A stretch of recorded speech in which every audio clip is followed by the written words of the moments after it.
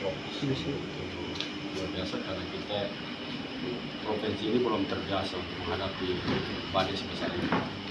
Tapi tentunya kita terus sebagai pemerintah untuk bekerja cepat untuk menyelesaikan masalah-masalah yang dialami oleh masyarakat. Dan kita berterima kasih kepada pemerintah pusat lewat Bapak Presiden telah memerintahkan Kapolri, Panglima TNI, para menteri yang terlibat, Kepala Badan Penanggulangan Bencana Nasional, Bapak Letnan Jenderal Doni Monardo sudah ada dari hari kemarin, sudah ada di Flores Timur, Lembata hari ini.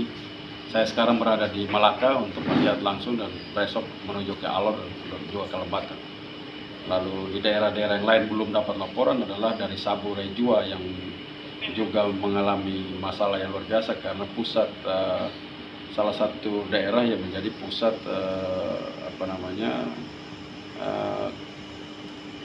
angin di tempat itu, sehingga Rotendao juga sama, sehingga bencana tropis ini berputar di antara kota Kupang, Rotendao dan Saburejua ya. Juga di dampaknya itu juga ikutannya ada di Sumba Timur. Jadi masih ada banyak selain daripada akibat hujan deras dan angin kencang yang dialami oleh Flores Timur dan Lembata dan Alor, itu juga Malaka di sini. Di daerah-daerah lain juga mengalami, walaupun tidak banjir, dan mereka mengalami angin yang sangat kencang sehingga kerusakan yang parah dan kematian. Dan di Kabupaten Kupang juga tadi baru data yang masuk sudah meninggal 4 orang. Itu juga data-data yang tidak sempat terinput selama ini karena kehilangan kita jaringan telepon dan tidak komunikasi kita sangat terbatas, sehingga kita tidak sempat juga mendapatkan data. Tadi dalam perjalanan saya dari Kupang menuju ke Malaka juga saya langsung melihat bagaimana masyarakat yang terkena dampak banjir dan rob dari air laut itu juga banyak di Kabupaten Kupang, sehingga ini memang banyak sekali dampak, dan ini hal yang sangat luar biasa pertama kali dialami oleh provinsi. Iya, Pak Victor, ini penanganan apa saja yang sudah atau akan dilakukan mungkin di lokasi bencana? Ya, kalau di daerah-daerah yang seperti yang saya sebutkan tadi, cenderung penanganannya pasca bencana ini kita perbaikan pada rumah-rumah mereka, tapi agak lebih berat itu di Alor dan Lembata serta Flores Timur, khususnya di Pulau Adunara, karena itu kan banyak sekali yang masih hilang.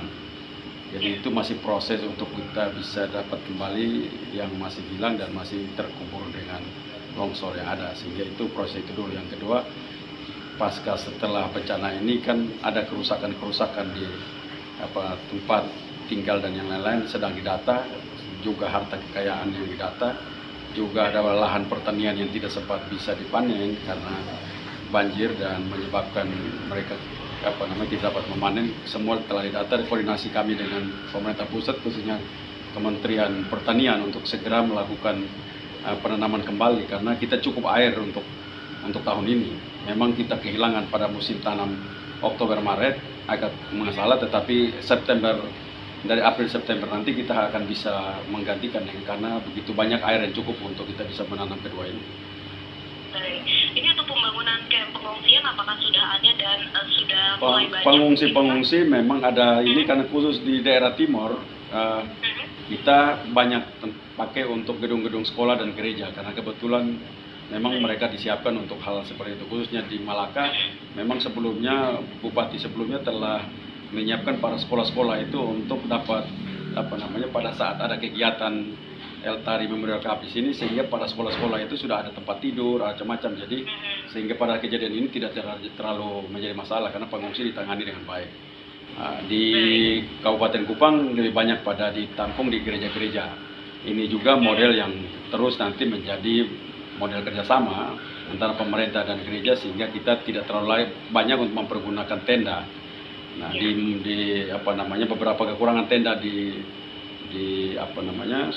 Flores Timur dan Lembata juga model yang sama kita sedang mendorong untuk seluruh pengungsi bisa kita tampung di gereja-gereja, dan sehingga tenda yang kekurangan tenda saat ini kita tidak perlu untuk banyak mempergunakan.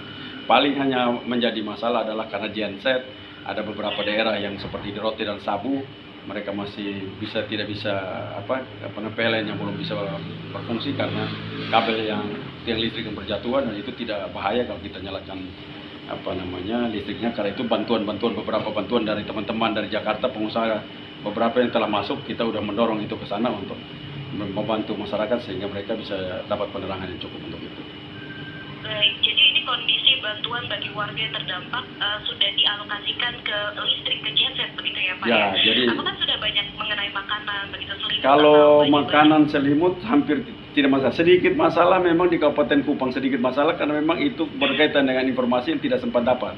Kami kan pantau serius itu pada Malaka, Belu, Alor, Lembata, dan Flores Timur. Tapi karena itulah menjadi sorotan dan kita bisa ke sana. Tapi kita tidak terpantau, rupanya di Kabupaten Kupang itu juga terdampak sekian banyak. Dan dalam perjalanan saya tadi baru kita dapat dan sudah ditangani sekali itu sudah selesai. Penanganan untuk mereka bisa makan, minum, air bersih, dan MCK segala macam lagi ditangani oleh tim di sana. Baik, Pak Victor, kami semua menyampaikan turut prihatin, berharap semoga bencana cepat teratasi, dari warga yang lain tetap dalam sehat dan juga semangat. Dan bantuan segera datang serta meringankan para korban ya Pak. Ya, terima kasih. Sehat selalu. Terkait kunjungan hari ini ke Kabupaten Malaka.